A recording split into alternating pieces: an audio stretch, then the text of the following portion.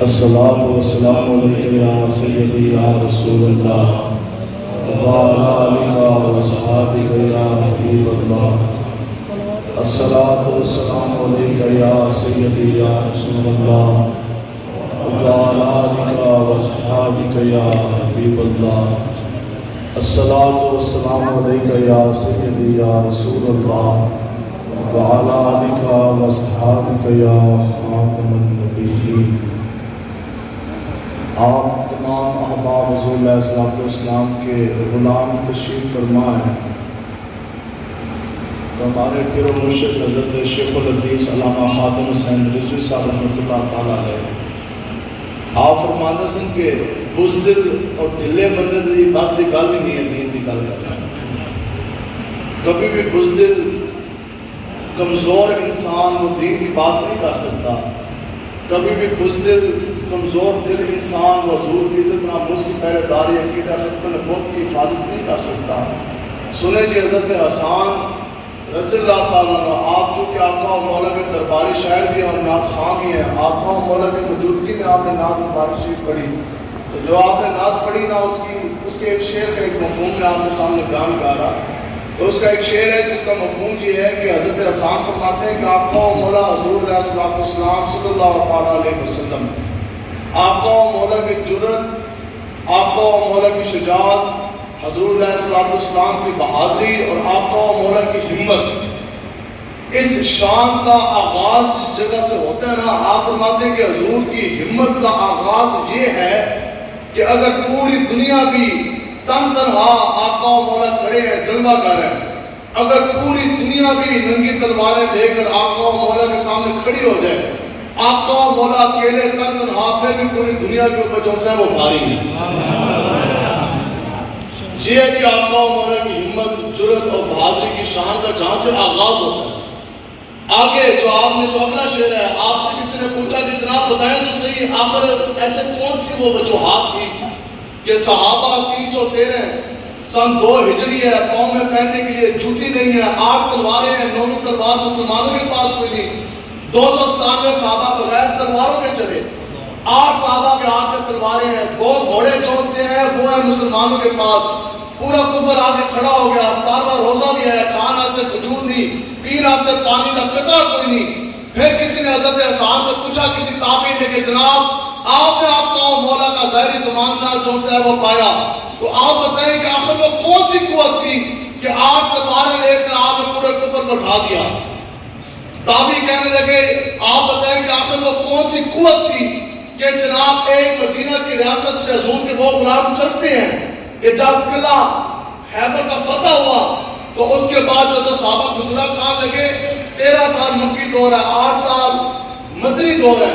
صحابہ 21 سال کے بعد آج کھجورے کھانے لگے ہیں۔ تو جب کھجورے کھا رہے تو صحابہ نے فرمایا کہ خدا کی قسم حضور کے نام کا کلمہ پڑھ جانے کے بعد آج قریب 21 سالوں کے بعد ہم لوگ پہلی مرتبہ پیٹ بھر کے کھجورے کھا رہے ہیں۔ انہوں نے کہتی وہ طاقت کون سی تھی، وہ قوت کون سی تھی کہ حضرت فاروق اعظم ہے اور جناب 18 پیغمبر چمڑے کے جناب لباس کے اوپر لگے ہیں، لیکن جب فاتح قبلہ مقدس قبلہ اکبر کے فاتح کی حیثیت سے داخل ہو رہے ہیں تو پھر کیا حالت ہے کہ 5 لاکھ مربع میل آج ملک پاکستان کا ٹوٹل جو ہے وہ ایریا ہے، تو 36 لاکھ مربع میل، اس سے 8 گنا بڑی ریاست۔ ان صحابہ کرام کو اللہ تبارک و تعالیٰ نے ان کے ہاتھ کو فتح دی کہ جن کو کھانے کے لیے کھجورے نہیں تھی، کوئی ایٹم بم نہیں تھا، کوئی بڑی فورسیں نہیں تھی، وہی صحابہ ہیں۔ پھر کسی نے حضرت حسان سے پوچھا جناب بتائیں تو صحیح کہ آخر یہ کیا وجہ کہ حضرت خالد بن ولید ہیں، 60 بندے لے کے چلتے ہیں، 60,000 بندوں کو انہوں نے شکست دے دی، آخر یہ کیا وجہ کہ یرموک کا مارکا 6.5 لاکھ رومی اس وقت کی بڑی سپر پاور سامنے کھڑی ہے، چند ہزار صحابہ ہیں، انہوں نے ان کو گرا کس طرح دیا؟ آخر یہ تو بتائیں کہ 80,000 کا ایک بہت بڑا لشکر، کافروں کے جناب بڑے بڑے جنگجو، سپاہ سالار، بڑے بڑے پہلوان، مسلمہ قزاق یمامہ کے میدان پہ لے کر آیا، بدلے میں کچھ مسلمان صحابہ حضور کے غلام، انہوں نے سب کے سب منکرین ختم نبوت 40,000 کے سر تن سے جدا کس طرح کر دیے؟ تو آخر یہ وجہ کیا تھی؟ سنی ہے تھی وہ وجہ۔ یہ ساری باتیں جب تابعین نے کی نا، ایک صحابی رسول سے سوال ہو گیا، آپ نے اس کا صرف اور صرف ایک کے آگے سے جواب نہیں فرمایا۔ آپ نے فرمایا کہ سنو کہ جب کبھی بھی خطرات کے بادل منڈلائے، آپ نے فرمایا کہ جب کبھی بھی موت ہمارے سامنے آ کے کھڑی ہوگی، آپ نے فرمایا کہ جب کبھی بھی ہمیشہ جب بھی جنگ کے جون سے وہ شعلے اور آگ بھڑکی تو پھر کسی ایک صحابی نے نہ آگے دیکھا، نہ پیچھے دیکھا، نہ بوڑھے ماں باپ کو دیکھا، نہ بیوی کو دیکھا، نہ بچوں کو دیکھا، نہ گراؤنڈ ہینڈی دیکھی، نہ تلواریں دیکھی، نہ تعداد دیکھی، بلکہ وہ اللہ اکبر کی تکبیر بلند کر کے وہ جو ہے نا کیا کہتے ہیں جتنی بھی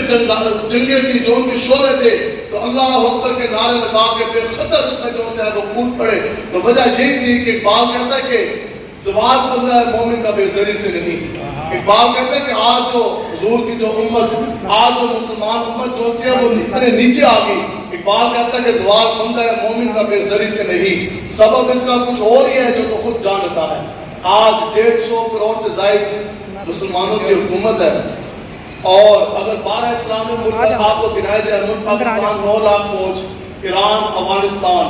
آگے ترکی، پھر مراکش، پھر مصر، پھر شام، پھر انڈونیشیا، پھر ملیشیا، پھر بنگلہ دیش، پھر افغانستان، یہ 12 اسلامی ممالک ہیں۔ ویسے تو 57 اسلامی ممالک ہیں، اگر یہ 12 اسلامی ممالک کی فوجیں ملا دی جائیں تو یہ قریب 50 لاکھ بنتی ہے۔ 50 لاکھ فوج یہ ہے، 150 کروڑ مسلمان ایک طرف، اور جناب اس کے علاوہ 45 اسلامی ممالک کے بعد جو سے وہ ایک طرف۔ لیکن کتنی بڑی ہماری بدبختی ہے کہ پچھلے 10 سالوں میں 50 لاکھ سے زیادہ خاکے آقا و مولا کے بنے جا چکے ہیں،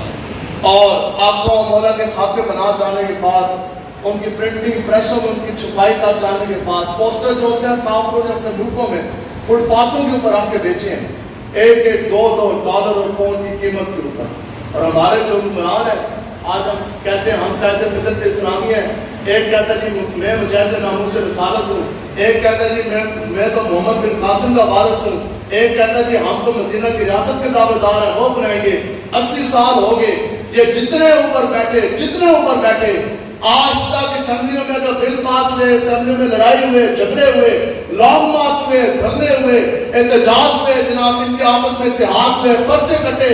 جو کچھ ہوا صرف اور صرف اپنی کرسی اور اپنے اقتدار کے لیے ہوا، اپنی پارٹی کے لیے ہوا۔ آج تک نہ یہ تحفظ ناموس رسالت کے لیے نکلے، آج تک یہ لوگ نہ عقیدہ ختم نبوت کی حفاظت کے لیے نکلے، آج تک یہ کبھی نظام مصطفیٰ کے لیے نہ نکلے۔ باہر کے ملکوں کے دورے ہیں، کبھی IMF کے پاس، کبھی ورلڈ بینک کے پاس، کبھی واشنگٹن DC میں، کبھی ایک کے ساتھ چپے، کبھی یہودی کے ساتھ چپے، کبھی نصرانی کے جا کے تم نے قدموں میں بیٹھنا۔ اقبال کہتا ہے کہ یہ زاہران حریم مغرب 1000 بنے رہبر ہمارے، لیکن بھلا ہمیں ان سے واسطہ کیا جو تجھ سے آشنا ہوئے۔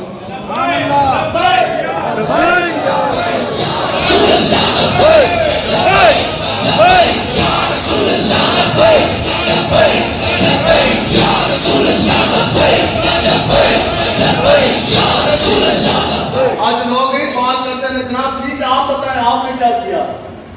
ہمارے پاس تو پاور نہیں، ہمارے پاس تو کوئی حکومت نہیں، ساڑھا ایک بھی MLA اندر ہے کوئی نہیں کہ ایسی جناب قانون سازی کر سکیے، ہم کچھ کر سکیں۔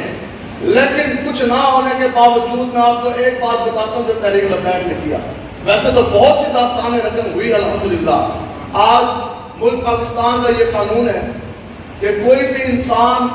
ملک پاکستان کا صدر نہیں بن سکتا، کوئی بھی انسان وزیر اعظم نہیں بن سکتا، کوئی بھی بندہ MLA MPA کا الیکشن نہیں لڑ سکتا، حتیٰ کہ کوئی بھی بندہ جنرل کونسلر کسان کونسلر تک کا الیکشن نہیں لڑ سکتا اس وقت تک کہ جس وقت تک کہ وہ حضور کے عقیدہ ختم نبوت کا لفظ نامہ جمع نہیں کروائے۔ اب مجھے یاد نہیں رہا تو وہ کاغذات نامزدگی میں لے کر آتا۔ آپ تمام لوگ حضور کے غلام بیٹھے ہیں، آپ بتائیں کیا ایسے انسان کو ملک پاکستان میں الیکشن لڑنے کی اجازت ہونی چاہیے جو حضور کے عقیدہ ختم نبوت کا منکر ہو؟ اونچا بولے جی۔ کیا ایسے بندے کو ملک پاکستان میں الیکشن لڑنے کی اجازت ہونی چاہیے جو مرزائی ہو یا قادیانی ہو، جو آقا و مولا کی عقیدہ ختم نبوت کے اوپر جس کا جناب ایمان نہ ہو؟ تو سنو، وہ کاغذات نامزدگی الیکشن کمیشن سے آپ نکل گئے، اس کے 8-10 صفحات ہیں جس میں گوشوارے ہیں مختلف کھانے میں، پہلے لفظ کو لے کے آخری لفظ تک وہ انگریزی کے اندر ہے. اس کے اندر ایک صفحہ ایک فارم ہے جس کے اوپر انگریزی میں لکھا ہے کہ declaration of the finality of the profit book. Urdu میں اس کا ترجمہ یہ ہے کہ آقا و مولا حضور علیہ السلام کے عقیدہ ختم نبوت کا حلف نامہ. اب جس وقت تک آپ وہ حلف نامہ پر نہیں کریں گے، اس کے اندر ایک عبارت لکھی ہوئی ہے عربی میں کہ میں جناب حضرت محمد مصطفیٰ صلی اللہ تعالیٰ علیہ وسلم کو اللہ کا آخری نبی مانتا ہوں. جس وقت تک آپ عقیدہ ختم نبوت کا حلف نامہ پر نہیں کریں گے، اوپر نام ودیعت لکھ کے نیچے اپنا دستخط اور انگوٹھا نہیں لگائیں گے، اس وقت تک آپ ملک پاکستان کے اندر الیکشن نہیں لڑ سکتے. اور دل کے ہاتھ رکھ کے سچ آج یہ اگر عبارت، آج اگر عقیدہ ختم نبوت کا حلف نامہ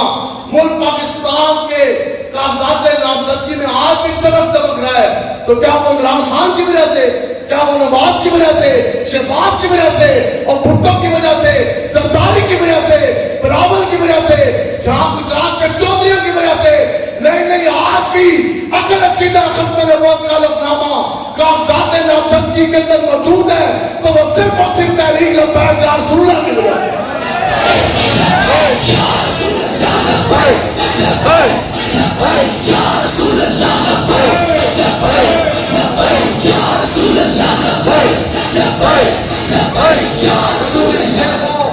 تاریخ ساز یہ وہ دھرنا تھا فیض آباد والا 24 دن کا، جس میں جب گولیوں کے اچھال ہوئی، شہد کی برسات ہے، کلاشنکوفوں کے منہ کھول دیے گئے، لبیک کے ایک نوجوان نے بھی پشت کے اوپر نہیں بلکہ سینے کے اوپر گولیاں کھائی ہیں. نسیہ کوئی نہیں، عقیدہ ختم نبوت کے لیے سینہ تان کے تاج دار ختم نبوت زندہ باد کے نعرے لگے. آج اگر یہ حلف نامہ موجود ہے تو یہ تحریک لبیک کے شہداء کی قربانی کی وجہ سے. آج اگر یہ حلف نامہ موجود ہے تو خدا کی قسم وہ امیر المجاہدین شیخ الحدیث علامہ خادم حسین رضوی صاحب کی قیادت اور آپ کی قربانیوں کی وجہ سے. تو اس لیے کہ آپ ان پارٹیوں کا ساتھ دیں گے کہ جو مدینہ پاک میں جا کے جنہوں نے مسجد نبوی کا بھی تقدس پامال کر دیا. ہمارا تو فرقہ ہی، ہم تو اس مرتبہ فکر سے ہیں، ہم تو ان بزرگوں کے ماننے والے. سنی کس کو کہتے ہیں؟ سنی کی اتنی سی جون سی ہے وہ تعریف ہے. سنی وہ ہے جو حضور کے نام پر بر مٹنے کے لیے تیار ہے. سنی وہ ہے جو اہل بیت اطہار کا بھی نوکر ہے. سنی وہ ہے جو صحابہ کرام کا بھی نوکر ہے. سنی گناہگار ہو سکتا ہے، سنی گناہگار ہو سکتا ہے، خطاکار ہو سکتا ہے، اس کی نمازیں کم ہو سکتی ہیں، حج کم ہو سکتے ہیں، عمریں کم ہو سکتی ہیں، لیکن ایک بات ضرور ہے، سنی کبھی بھی غدار نہیں ہو سکتا.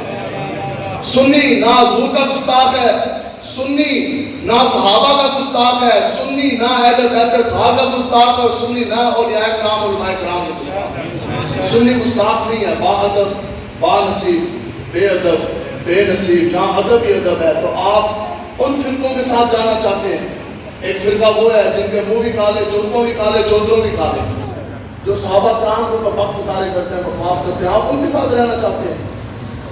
یا آپ اس فرقے کے ساتھ، اس لیڈر کے ساتھ، یا اس سوچ کے ساتھ، یا اس فکر کے ساتھ چلنا چاہتے ہیں جنہوں نے گستاخان رسول کو رہا کیا؟ آپ اس جماعت کے ساتھ چلنا چاہتے ہیں جنہوں نے ممتاز قادری صاحب کو شہید کیا؟ آپ ان جماعتوں کے ساتھ چلنا چاہتے ہیں جنہوں نے عقیدہ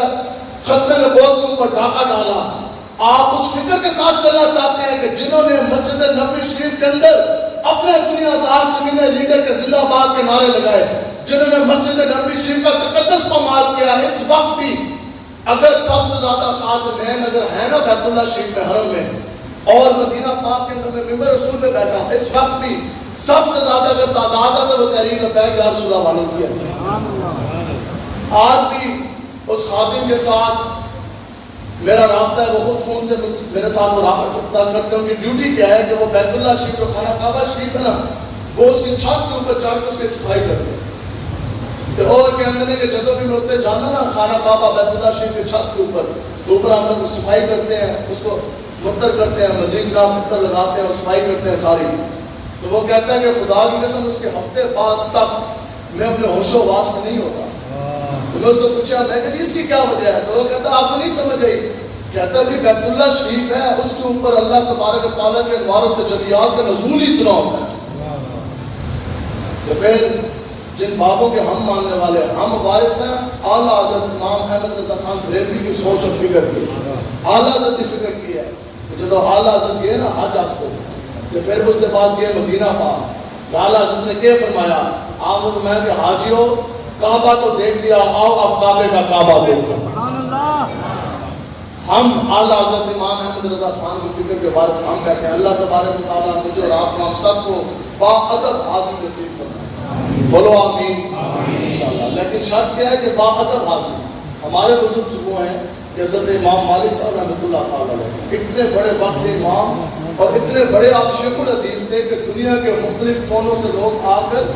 آپ سے حدیث شریف پڑھا کرتے تھے۔ آپ فرماتے کہ خدا کی قسم میں نے 40 سال مسجد نبوی شریف کے اندر بیٹھ کے لوگوں کو درس حدیث شریف دیا، کہتے ہیں لیکن ان 40 سالوں میں ایک لمحہ بھی ایسا نہیں گزرا کہ کبھی بھی حدیث مبارکہ کا کتاب کے بلند پلٹنے کی بھی آواز پہنچی آئی۔ یہ ہے عقیدت اور ادب اور محبت کا عالم۔ اعلیٰ حضرت امام احمد رضا خان بریلوی رحمۃ اللہ تعالیٰ جب آپ گئے نا جناب حج آستے مدینہ پاک کی زیارت آستے، اس وقت کوئی تشہیر نہیں تھی، کوئی سوشل میڈیا نہیں ہے، واٹس ایپ نہیں ہے، ٹویٹر نہیں ہے، کسی قسم کی تشہیر کا خبر تو نہیں سی نا کہ اعلیٰ حضرت جا رہے۔ لیکن مورخ نے یہ بات لکھی ہے کہ جب اعلیٰ حضرت بریلی شریف سرزمین ہندوستان ہند کی سرزمین سے جب آپ چلے نا مدینہ پاک کی طرف، تو ابھی آپ مدینہ پاک کے اندر داخل نہیں ہوتے، تو پہلے یہ شور اور یہ ڈنکے بج چکے تھے کہ ہند کی سرزمین سے محمد عربی کا غلام احمد رضا ہے۔ عشق محبت، عشق محبت، اعلیٰ حضرت، اعلیٰ حضرت، عشق محبت، عشق محبت، اعلیٰ حضرت، اعلیٰ حضرت۔ خدا کی قسم ان میں سے ایک بھی کبھی بھی اعلان جہاد نہیں کر سکتا، لیکن امیر مجاہدین یا ہمارا وصیت فرما کے کہ آپ اتنا کہ جس دن لبیک کی حکومت آئی آتے ساتھ حضور کا چمکتا دین تخت پر ہوگا۔ لبیک والے اعلان جہاد کریں گے اور 24 گھنٹے کے اندر اندر لبیک والے بھی اور پوری فوج بھی انشاءاللہ نعرہ تکبیر اللہ اکبر اور لبیک کا نعرہ لگا کر کشمیر کے سرحدوں میں داخل ہو جائیں گے۔ اگر تسی چاہتے ہو کہ کشمیر آزاد ہو، اگر آپ یہ چاہتے ہیں کہ مسلمان پاکستان کی فوجیں قبلہ اول کی طرف چلیں، اگر آپ یہ چاہتے ہیں کہ فلسطین بھی آزاد ہو، اگر آپ یہ چاہتے ہیں کہ 30 کروڑ سے زائد مسلمان جو ہندوستان کی چکی میں پس رہے ہیں اگر وہ بھی آزاد ہو، اگر آپ یہ چاہتے ہیں کہ دوبارہ بابری مسجد اسی مقام پر جون سی ہے وہ تعمیر ہو، اگر آپ یہ چاہتے ہیں کہ مسجد اقصیٰ کی بہاریں لوٹ ہیں، اگر آپ یہ چاہتے ہیں کہ اسلام کی بیٹی ڈاکٹر حافظ صدیقی دوبارہ رہا ہو، اگر آپ یہ چاہتے ہیں کہ مدنی بہاریں مدنی خوشبوئیں پھر آ جائیں، تو پھر آج نے ان کی پناہ اور آج مدد مانگ ان سے آپ کو تحریک لبیک کا ساتھ دینا ہوگا، نظام مصطفیٰ کے نفاذ کے لیے کھڑا ہونا ہوگا۔ جو دیری ہوگی اس کے لیے معذرت خواہ، ٹائم سے آگے چلا گیا تو لیکن دل ہے وہ دل جو تیری یاد سے معمور رہا، اور سر ہے وہ سر جو تیرے قدموں پہ قربان گیا۔ اس بات کے ساتھ، اس امید کے ساتھ اور اس دعا کے ساتھ بات ختم ہے کہ جان جاتی ہے تو چلی جائے آقا و مولا کی غلامی کے عذاب نہ جانے۔ اللہ تبارک و تعالیٰ سے دعا ہے آپ جتنے بزرگ ہمارے بھائی جوان آپ جتنے تشریف لے کر آئے، اللہ تعالیٰ آپ کے سینے عشق مصطفیٰ سے بھر دے، آپ کو اسلام پر زندگی، ایمان پر خاتمہ اور قیامت تک آنے والی آپ کو نعتوں کو بھی عشق مصطفیٰ سے مطلع فرمائے، اور آخری چلنے والی سانس تک حضور کی عزت، عقیدہ ختم نبوت اور نظام مصطفیٰ کے نفاذ کے لیے سینہ تان کے کھڑے ہونے کی توفیق عطا فرمائے۔ لبیک لبیک لبیک